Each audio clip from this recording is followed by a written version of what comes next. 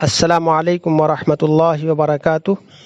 حضرات گرامی قدر، آج کے درس کا عنوان ہے قربانی کی قضا کیسے کریں۔ حضرات، اس سلسلے میں چند مسائل ہیں جو پیش خدمت کیے جا رہے ہیں، سماعت فرمائیں۔ اگر قربانی کے دن گزر گئے اور ناواقفیت یا غفلت یا کسی عذر کی وجہ سے، جیسے حالات خراب ہوں، لڑائی جھگڑے، امن و امان نہ ہو، یا کرفیو ہو جیسے اس وقت لاک ڈاؤن ہے، ایسے حالات میں قربانی نہیں کی جا سکی کسی جگہ یا کوئی صاحب نہیں کر سکے، تو قربانی کی قیمت فقراء و مساکین یعنی ضرورت مندوں پر صدقہ کرنا واجب ہے۔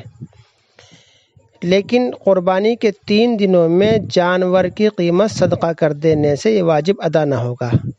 یعنی قربانی کے ایام میں تو قربانی ہی ہوگی، یہ صدقہ جو ہے قربانی کے 3 دن 10، 11، 12 ذی الحجہ گزرنے کے بعد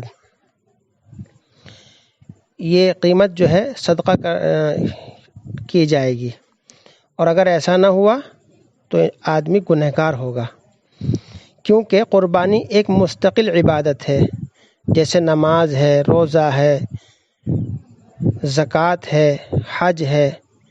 تو نماز پڑھنے سے روزہ اور روزہ رکھنے سے نماز ادا نہیں ہوتی، زکوٰۃ ادا کرنے سے حج ادا نہیں ہوتا، اور حج ادا کرنے سے زکوٰۃ ادا نہیں ہوتی۔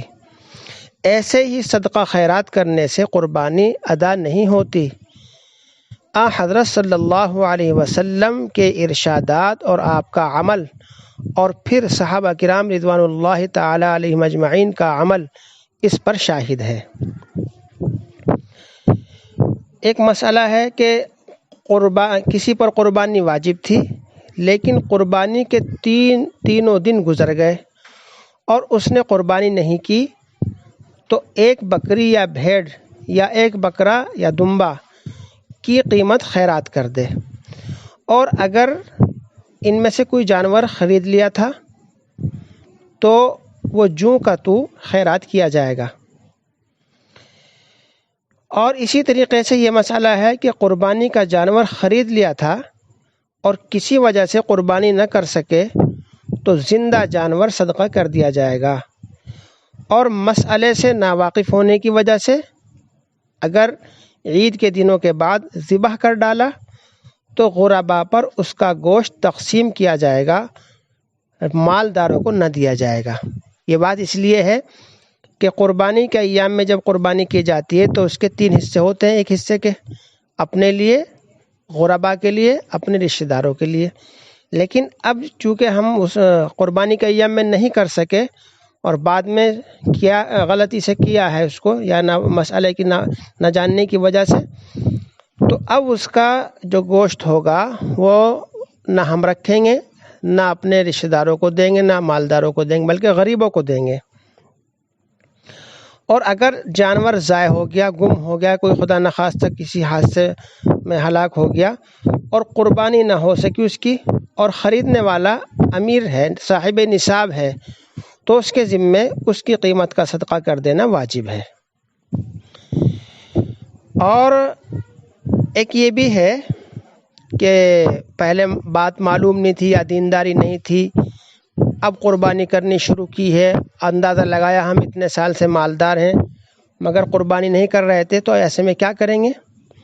تو اس کے لیے یہ ہے کہ اگر کسی شخص نے قربانیاں اکثر سال نہ کی ہوں، اب وہ شخص ہر 1 سال کی قربانی کے بدلے قربانی کی قیمت کا صدقہ کرے۔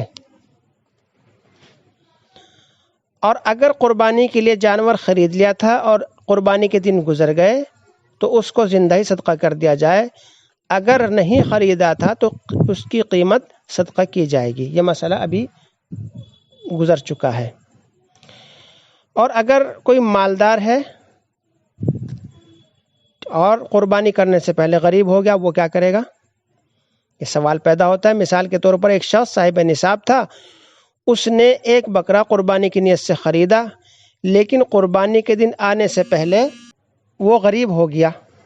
اب وہ شخص اس بکرے کو بیچ کر اس کی قیمت اپنے خرچ میں لا سکتا یا نہیں؟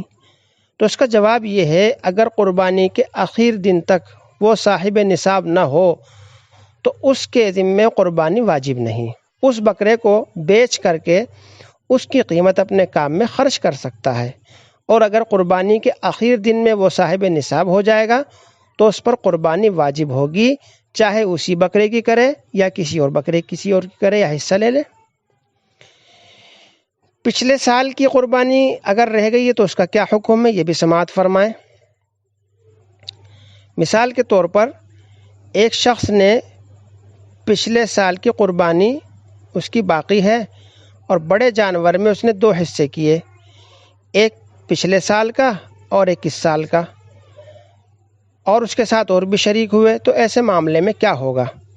تو اس کا جواب یہ ہے کہ جو اس کے ساتھ شریک ہوئے قربانی ان کی ادا ہو جائے گی، اور جو شریک تھا جس نے اس سال کی بھی کی پچھلے سال کی بھی کی تو اس کی صرف اس سال کی ہوگی، پچھلے سال کی قضا اس کی نہیں ہوگی بلکہ وہ نفل ہو جائے گی۔ اب اسے کیا کرنا ہوگا؟ اب اسے 1 بکرے کی قیمت صدقہ کرنا ضروری ہے۔ تو یہ چند مسائل تھے، اللہ تعالی ہمیں مسائل سیکھ کر عمل کرنے کی توفیق عطا فرمائے۔ اگر ہمارے سمجھ میں کوئی بات نہ آئے تو اپنے مقامی علماء سے، مفتیان کرام سے اور ہمارے نمبر پر بھی رابطہ کر سکتے ہیں۔